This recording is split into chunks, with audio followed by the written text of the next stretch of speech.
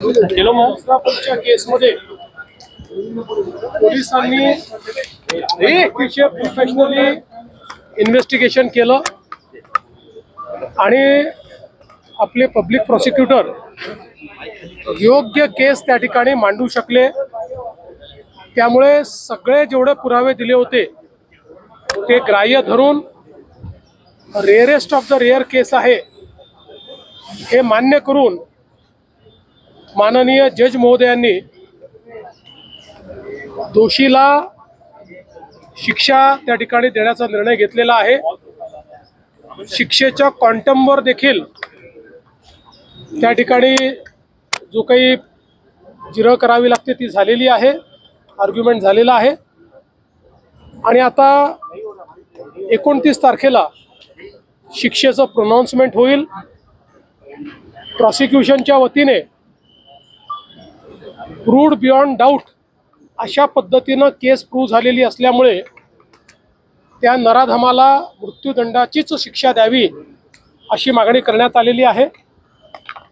आम्हाला पूर्ण विश्वास आहे की ही मागणी कोर्ट मान्य करेल, पण मी विशेष आभार माननीय न्यायालयाचे मानणार आहे, कारण एकदा चार्जशीट दाखल झाल्यानंतर केस किती काळात संपवायची हे न्यायालयाच्या हातामध्ये असतं आणि या प्रकरणी न्यायालयाने सुट्टीच्या काळातही ही केस चालवलेली आहे।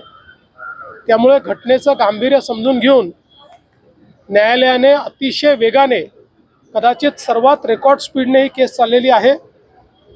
ही केस एक बेंचमार्क मानून यापुढे देखील दुर्दैवाने जर एखादा प्रकार घडला तर त्याच्यामध्ये तात्काळ न्याय मिळू शकतो अशा पद्धतीनं या केसचं उदाहरण आता सेट होणार आहे आणि म्हणून मी माननीय न्यायालयाचेही आभार मानतो।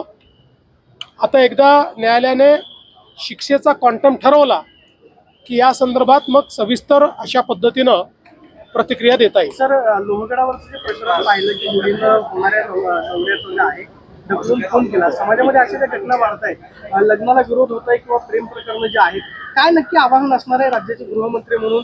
अशा घटना सातत्याने होतात। ही अतिशय धक्कादायक अशा प्रकारची घटना आहे, अनाकलनीय अशा प्रकारची घटना आहे। खरं म्हणजे कुठेतरी समाज म्हणून आपल्याला विचार करण्याची आवश्यकता आहे की शिकल्या सवरलेल्या चांगल्या घरच्या मुला मुलींमध्ये अशा प्रकारची दुर्बुद्धी आणि अशा प्रकारचं ची सूडबुद्धी ही नेमकी का तयार होते, याच्या पाठीमागची कारणं काय आहेत?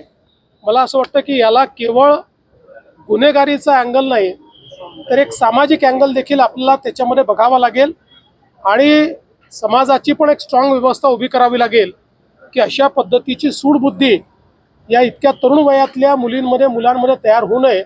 पण एकूणच ही घटना अत्यंत धक्कादायक आहे। संजय दिना पाटील, थँक्यू सर।